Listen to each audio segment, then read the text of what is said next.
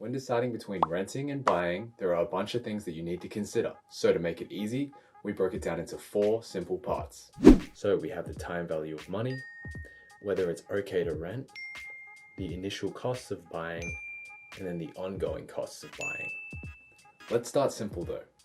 For most people, buying a home involves getting a mortgage and then paying off that mortgage monthly.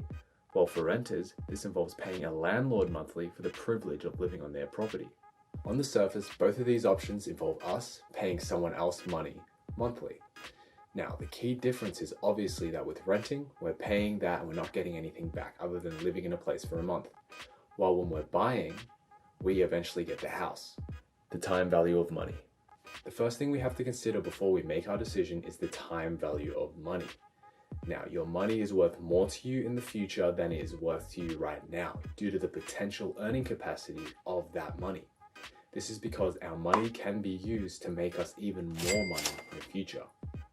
The easiest way to take advantage of this is to put your money into a high interest savings account or even an index fund in the stock market if you don't mind the risk. By doing this, you can earn a percentage increase yearly on your money without doing anything. Historically, with the market index, over the last 10 years, the market has averaged a 12% return yearly, while those who put their money in a high interest savings account would earn about 2.5%. This means that after about 10 years, if you had $10,000, your money would be worth around $30,000 if you had put it into the stock market, or $12,800 if you put it into a high interest savings account. So, we are losing that potential $20,000 if we put it in the stock market, or $2,800 if we put it into a high interest savings account. The point is, it costs us future potential earnings to spend money on a deposit or rent right now. This loss of future potential earnings is called the cost of equity, and we treat it as a cost because we're choosing to spend the money now rather than invest it and grow it. Now that that is out of the way, we can see how putting our money in investments in things such as property, which grows our money, is better than putting our money in rent, which doesn't grow our money. Is it okay to rent? When we choose to buy, at least our money is growing as property prices go up. But when we rent, there's no chance of this happening. So, is it okay to rent? Short answer, yes, of course it's okay to rent, especially in circumstances where you don't have the money to buy your own house. Renting is typically cheaper and more affordable than buying. Furthermore, you can cut down your costs even further by sharing a place with a roommate. If you can't afford to buy a house right now, but you want to in the future, you can put your money into a high interest savings account, a term deposit, or even an index fund, depending on your risk appetite, to try and grow that money for that future down payment. If you do have the money and you want to see if renting is still worth it, an easy way to check is using the PR ratio, otherwise known as the price to rent ratio. To find our PR ratio, we need to find 2 places in the same area, but with the same characteristics. However, one is renting out and the other one is selling. We then divide the price of the property that is selling with the annual rent of the property that is renting. Experts say if the PR ratio is less than 15, it is likely more expensive to rent when taking into account inflation and the time value of money. And if it is above 15, renting is better. Furthermore, renting can provide more flexibility on where you can live, allowing you to cut down on travel costs. The initial costs of buying your own home. Obviously though, buying a house is the preferable decision for most people as they want a house under their name. But what most people don't consider is the upfront costs of a house, which can be up to 7 to 11% of the purchase price. So if you wanted to buy a $500,000 house, you would need an additional $35,000 to $55,000 upfront on top of your deposit. Now the deposit and these upfront costs aren't included in your mortgage, so you need to pay them right away. The deposit. The largest and most obvious upfront cost of buying your own house is obviously the deposit for your mortgage. This deposit is around 10 to 20% of the price of the house. Stamp duty. This is the biggest upfront cost of buying a house beside the deposit. Stamp duty is essentially a tax for buying property. But there is word that stamp duty might get cut due to COVID-19. Lender's mortgage insurance. Lender's mortgage insurance is another 5-figure upfront cost.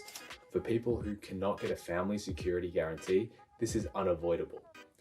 The lender's mortgage insurance is typically 1 to 3% of the value of the mortgage and is insurance for the lender if you can't pay off the loan.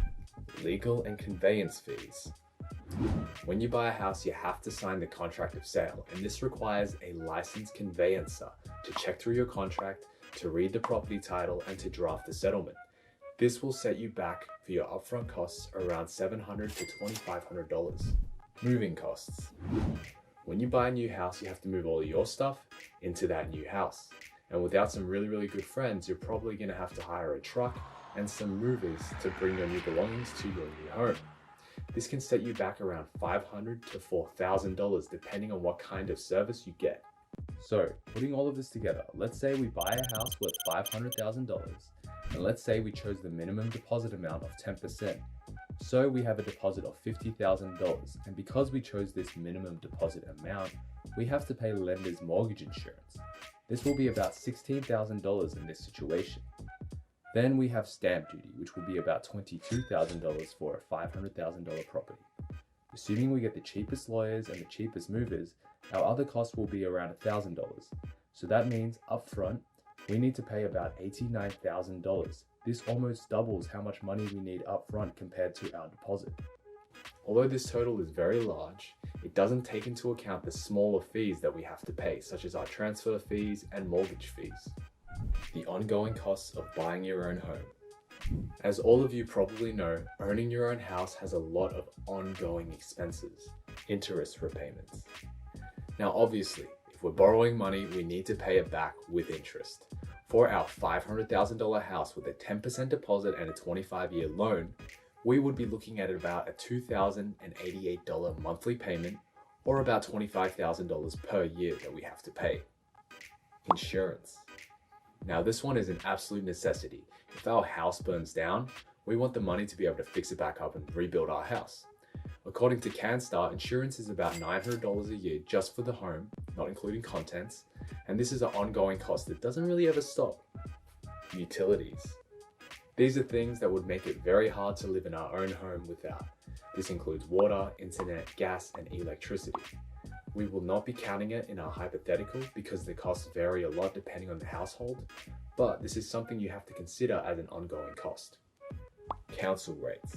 Council rates are a tough one. Council rates are used to fund local infrastructure and the community. Right now, it's about a 6% average across all areas after rising 2.5% in the last year. So for our $500,000 property, our council rates are about $2,000 per year. Land tax. And finally, we have land tax. You can go to the State Revenue Office's website to calculate how much your land tax will be for any hypothetical property value. For our $500,000 property, we're looking at about a $750 land tax amount. So when we're counting all of our ongoing costs, excluding utilities, we are looking at about $29,000 a year of ongoing costs. And this is something we have to pay every single year, and it's probably going to grow as inflation also grows. Overall, buying a house is an extremely large commitment and involves a lot of money. Not only does it include ongoing costs that we just discussed, but it also has a lot of initial costs. So when you're making the decision to buy or to rent, you need to consider your own financial situation and whether you can live up to this commitment or not.